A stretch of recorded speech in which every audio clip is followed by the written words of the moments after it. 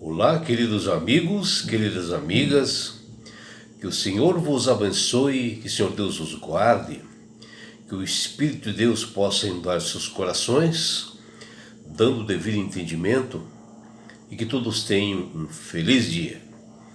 Vamos estudar a lição e hoje, segunda-feira, 8 de abril, a lição 2, ela tem como título Cristão providencialmente preservados. Graças a Deus que Ele está no comando desse mundo, e graças à providência dEle, são revelados a nós todos os eventos que levaram à destruição de Jerusalém. O que ocorreu na época é que os judeus começaram a afrontar uma superpotência que era o Império Romano. E eles resolveram invadir um porto chamado de Massada, que era um porto bem fortificado ali no Mar Vermelho, onde o Império Romano, em vários lugares, eles fizeram assim comando assim para dominar assim, realmente o mundo, né? E todos os países davam as suas contribuições, nações, né? Davam as suas contribuições para o Império Romano. E eis que os judeus resolveram não fazer mais isto e resolveram realmente invadir ali esse porto de Massada. E isso foi o início realmente da levantação, do levantamento assim, da ira, né, do Império Romano, onde Nero formou todo o seu exército e através do general Sestio Galo, ele autorizou que fossem todos exterminados. E ele acabou realmente cercando toda Jerusalém, que inclusive é mencionada nas Escrituras. Mas Jerusalém tinha assim, muros altos, eles se fecharam todos, né? Mas Jesus já havia predito, né, bem antes, de que quando ocorresse isto, que os cristãos, eles fugissem para os montes, né? Não ficasse ali, que eles seriam exterminados. E se alguém realmente estivesse no campo, que não voltasse ali realmente para Jerusalém, que ele seria morto. E o exército, inesperadamente, o exército do Sestio Galo, que era enorme, era uma superpotência, o Império Romano, ele simplesmente dá uma recuada, né? E estranha até, por sinal, né? Recuada. E Jerusalém achou que estava tudo normal, né? E eis que os cristãos se lembraram, né, do que Jesus havia falado para eles, que nesta invasão eles fugissem para os montes. E foi o que aconteceu. Quando o exército romano recuou alguns quilômetros, o Rio Jordão, assim, numa determinada parte, ficou livre, e todos os cristãos que já tinham instruções de Jesus, que eram realmente pessoas fiéis a ele, fugiram por ali, sendo que nem os judeus e nem o Império Romano observaram que havia acontecido isso, porque eles saíram à noite ali, fugiram por ali. E aqueles que resolveram ficar na cidade acabaram morrendo, porque o exército do Império Romano voltou e acabou destruindo a cidade inteira.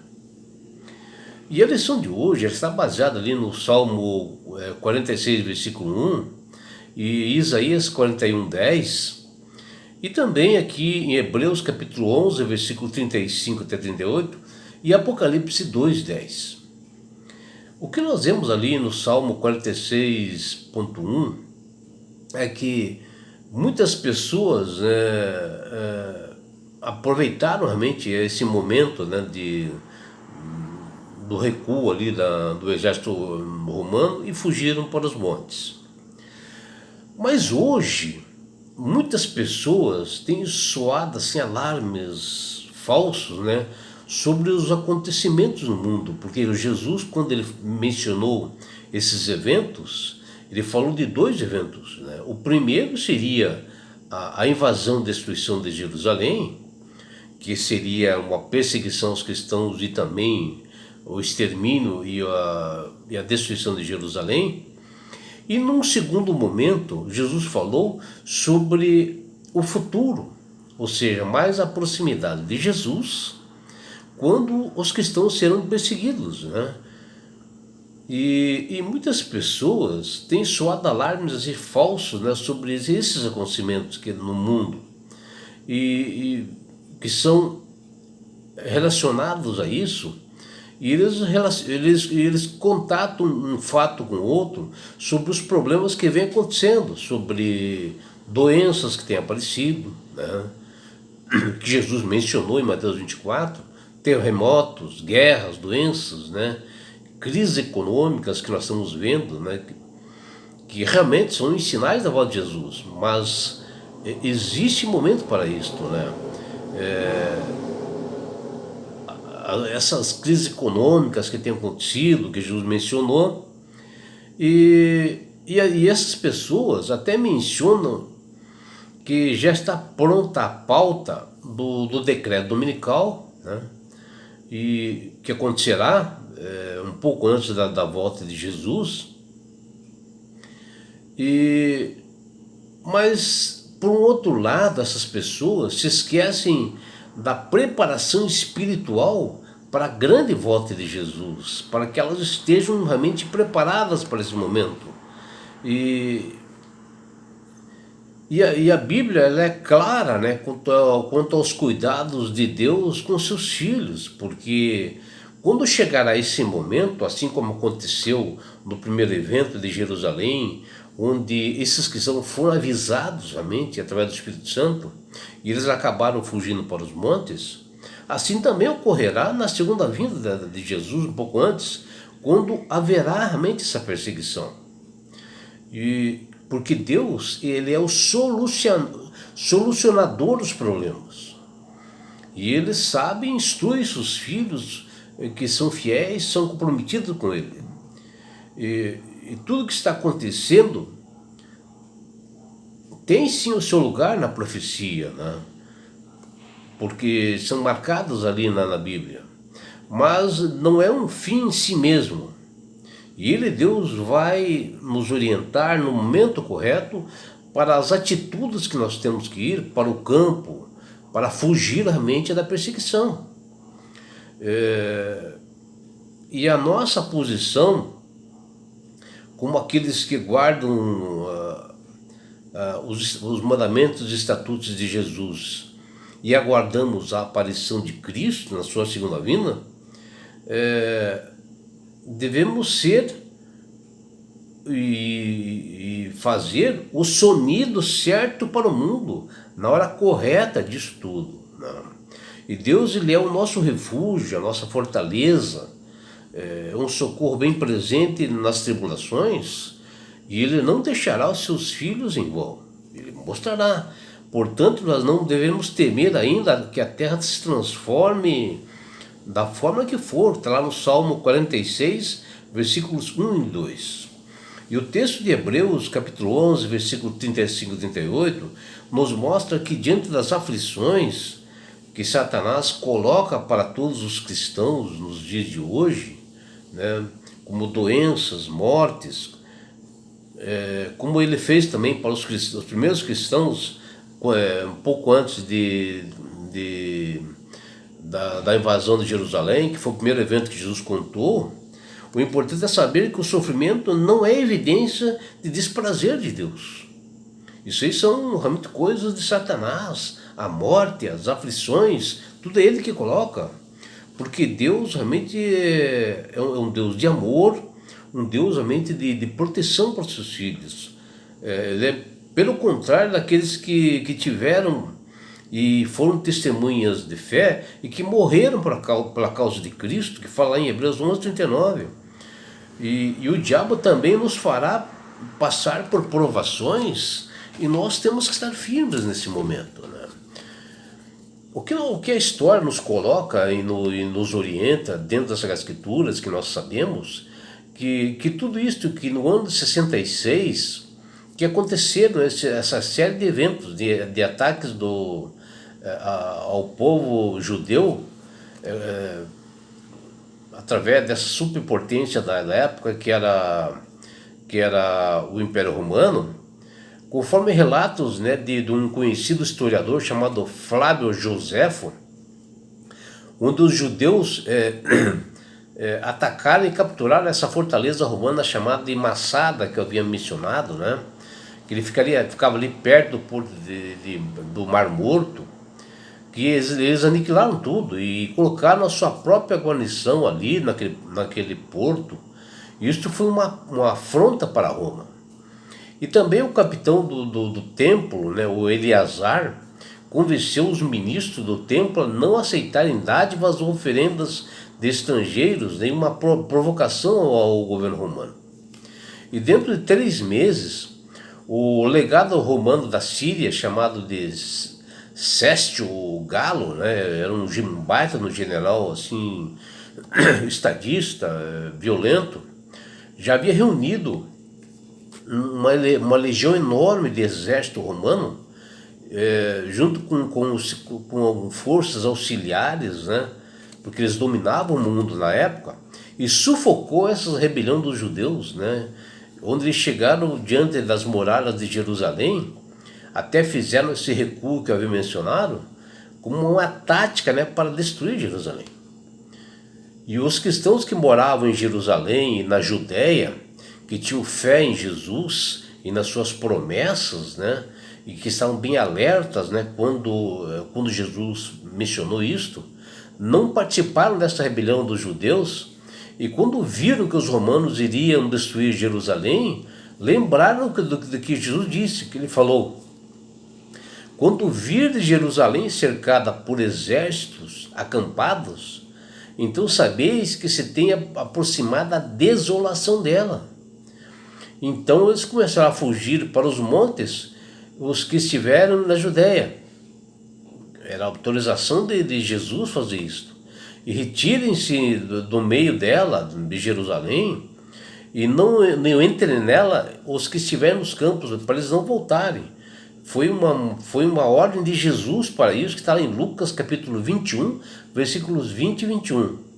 Fontes da época tradicionais indicam, né, que os cristãos acataram essa ordem de Jesus e abandonaram a cidade de Jerusalém, o templo naquele momento, e Judéia também, e eles acabaram salvando as suas vidas. Por quê? Porque conheciam as Escrituras e o que Jesus havia falado. Historiadores como Joséfo mencionam que isso só foi possível pelo recuo inesperado das tropas romanas, uma atuação de Deus sobre isso. E os cristãos fugiram pela Pérea, que era além do Rio Jordão, e um verdadeiro milagre que nenhuma das tropas de Roma e nem dos judeus viram isto, porque as tropas romanas eram um grande número, cujo imperador na época romana era Nero, que determinou que matassem a todos. E assim o sinal prometido foi dado aos cristãos que aguardavam e esperavam. E agora todos tiveram oportunidade para obedecer ao aviso do Salvador Jesus, e os cristãos foram providencialmente preservados. E os acontecimentos no calor da guerra foram encaminhados de tal maneira milagrosa que nem os judeus e nem o poderoso exército romano impediram esta fuga dos cristãos na época. E hoje nós estamos assim, vivendo em crises assim, sem precedentes, né? Econômicas, aquecimento global, êxodos vindo de todas as partes do mundo, né? Pessoas fugindo de guerras por questões religiosas também, e eles acabam vindo de vários países, e vindo para a América, né? Inclusive aqui no Brasil nós temos vários refugiados. Um período assim de transtornos, né, que nós estamos passando, principalmente para os cristãos, mas que estão sendo preservados pelo poder de Deus, e a Bíblia fala sobre os cuidados do Criador para com os seus filhos, né? E esses são uns dos sinais realmente da volta de Jesus, que antecede a volta de Jesus, que realmente as pessoas serão perseguidas em nome de Cristo, porque Jesus, ele é a nossa única esperança e socorro no meio desses problemas todos, né, de perseguições. Ele nos ama e ama todas as pessoas, até os pecadores, e sempre está conosco. Deus, ele é soberano sobre todos os eventos que estão ocorrendo na Terra. Ele está no comando do universo, ele está pronto para agir, seja para cumprir os seus propósitos. E em Apocalipse 2,10 nos diz: não temas as coisas que tens de sofrer. E eis que o diabo está para lançar em prisão alguns dentre vós, para seres postos à prova, e tereis tribulação de 10 dias. Isto está nas Escrituras, né? E primeiro 10 dias proféticos, eles se equivalem a 10 anos, né? Esse texto era para nos alertar que antes da finalização do mundo, os cristãos serão perseguidos, assim como ocorreu na perseguição dos fiéis do imperador Diocleciano, em uma opressão que ocorreu no passado, né, entre o ano 303 e 313, que durou realmente 10 anos, né? É mencionado isto aqui só um alerta para nós, dessas que serão perseguidos, como ocorreu lá com Diocleciano, que perseguiu os cristãos por 10 anos. Porque 10 dias profético equivale a 10 anos. E assim o diabo sabe que seus dias estão contados, né? Onde ele será exterminado, e assim ele quer com que os cristãos hoje passem por tribulações, sofrimentos, e que alguns até abandonem sua fé, que é o intuito dele. Porém, se nós somos firmes, né, e perseverantes na fé, Deus nos cuidará e dará a coroa da vida para cada um de nós. E após a segunda vinda de Jesus, que está bem próximo. E assim como Jesus mencionou: nesse mundo tereis tribulações e sofrimentos, porém que nós devemos ter bom ânimo. Eu venci o mundo hoje, disse Jesus. E acontecerão coisas incríveis, onde muitos morrerão pelo nome de Cristo, por ser comprometido com Ele. Mas o nosso galardão é certo, nem que isso aconteça, nem que quem possa morrer, mas morrer em nome de Cristo, será salvo. Pois seremos ressuscitados naquela manhã radiosa, na grande volta, no retorno de Jesus desse mundo, e a nossa vitória, ela é garantida.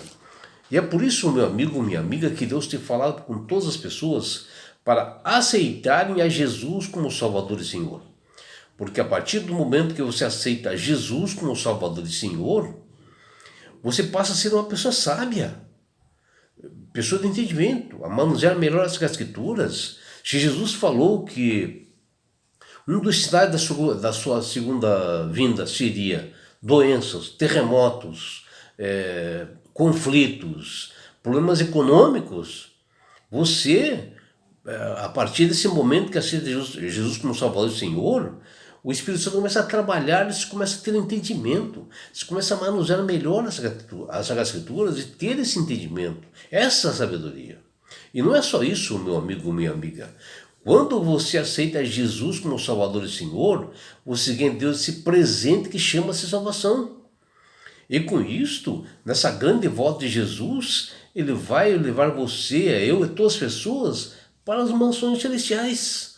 Um lugar onde não haverá mais morte, mais aflições, mais dores. Você estará junto com Jesus, onde você terá a oportunidade de ver realmente os seus entes queridos. E sabe por que Deus quer fazer isto com você, meu amigo? Com você, minha amiga? Porque Jesus te ama.